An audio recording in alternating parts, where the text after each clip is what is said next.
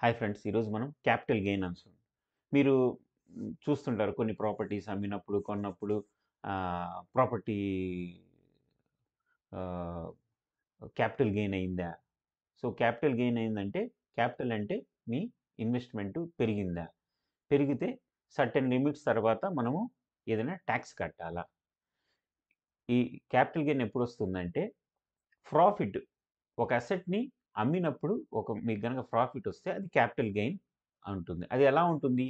ఒక ప్రాపర్టీని కొన్ని సంవత్సరాలు ఉంచి దాన్ని వాల్యుయేషన్ పెరిగి హోల్డింగ్ పీరియడ్ అంటే 3 మంత్స్, 3 ఇయర్స్, 7 ఇయర్స్, 10 ఇయర్స్ తర్వాత దాని వాల్యూ పెరిగిన తర్వాత దాన్ని అమ్మితే ఆ వచ్చే డిఫరెన్సే మీకు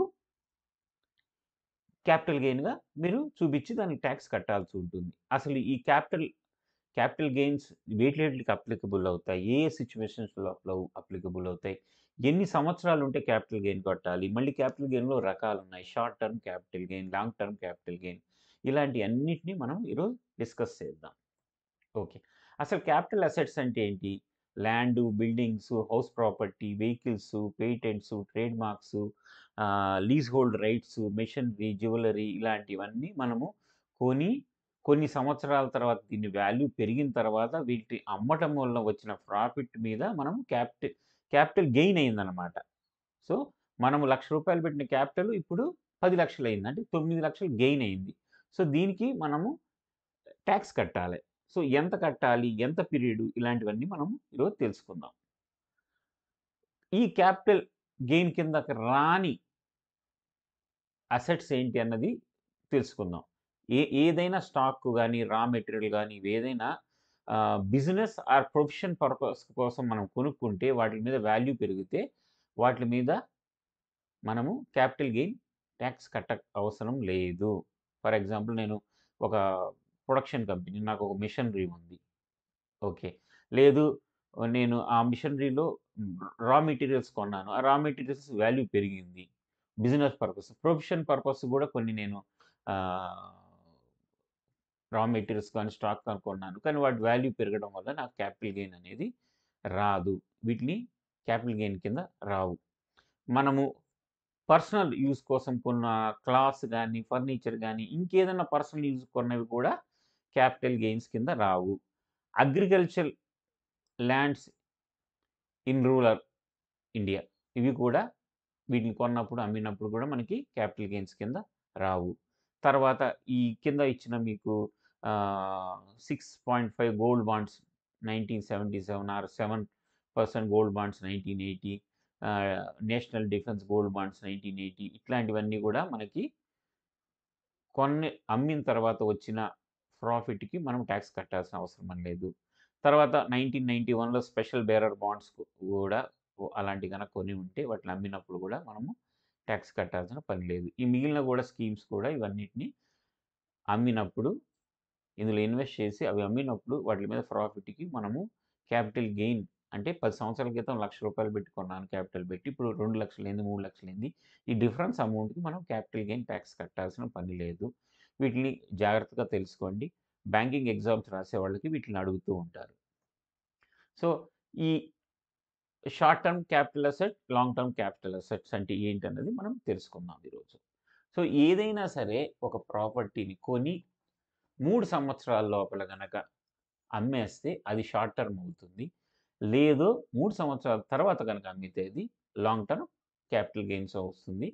సో, లాంగ్ టర్మ్‌కి టాక్స్ పర్సెంటేజ్ వేరు. షార్ట్ టర్మ్‌కి షార్ట్ ప అదండి టాక్స్ పర్సెంటేజ్ వేరు. కానీ అన్నిటికి 36 మంత్సా అంటే కాదు. ఒక్కొక్క అసెట్‌కి ఒక్కొక్క పీరియడ్ ఉంటుంది. అది మనం ఇప్పుడు తెలుసుకుందాం.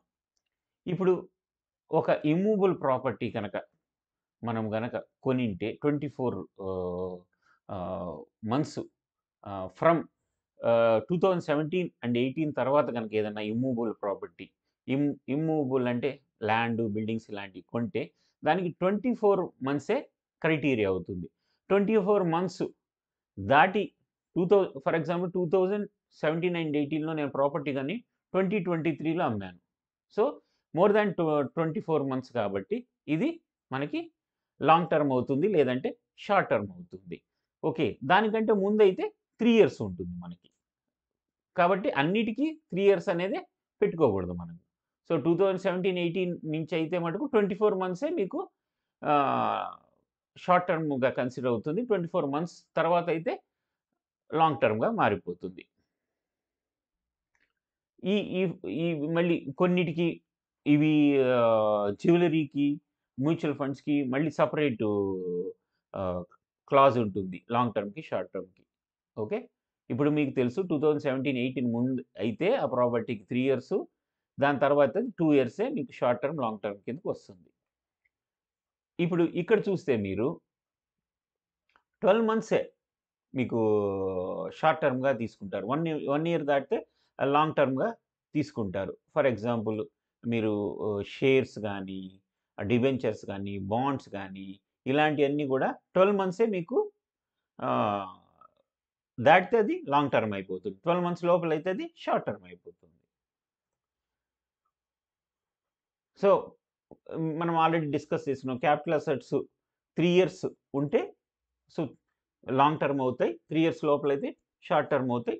2017 అండ్ 18 తర్వాత అయితే 24 మంత్స్, షేర్స్ ఇలాంటివైతే మటుకు 12 మంత్సే. So, long term capital gains మనం ఇందాక కూడా చూసుకున్నాము. ఈ 2017, 18 అయితేనేమో 24 దాని తర్వాత అయితే 24 మంత్స్, దాని ముందయితే 36 మంత్స్.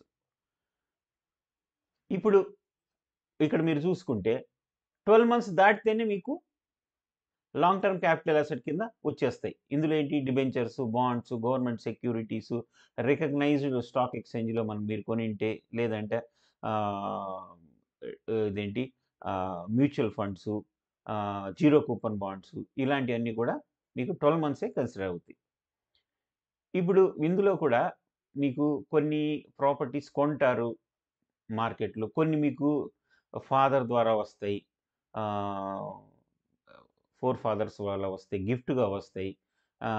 లేదా కొంతమంది అదే మీ ఫ్యామిలీ మెంబర్ చనిపోవడం వల్ల కూడా మీకొచ్చినప్పుడు కూడా వీటిని కూడా మనము అమ్మినప్పుడు వీటికి కూడా క్యాపిటల్ గెయిన్ అనేది మనకి కంపల్సరీ అప్లికబుల్ అవుతుంది. సో, టాక్స్ రేట్స్ ఎలా ఉంటాయి? ఇవి మారుతూ ఉంటాయి.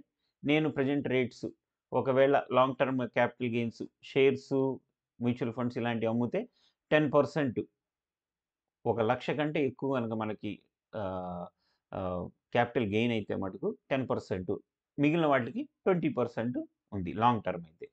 సో, షార్ట్ టర్మ్ అయితే security security transaction talks applicable కాకపోతే నార్మల్ స్లాబ్స్. ఒకవేళ ఎస్‌సిటీ అప్లికబుల్ గనక అయితే 15% మనం టాక్స్ కట్టాలి.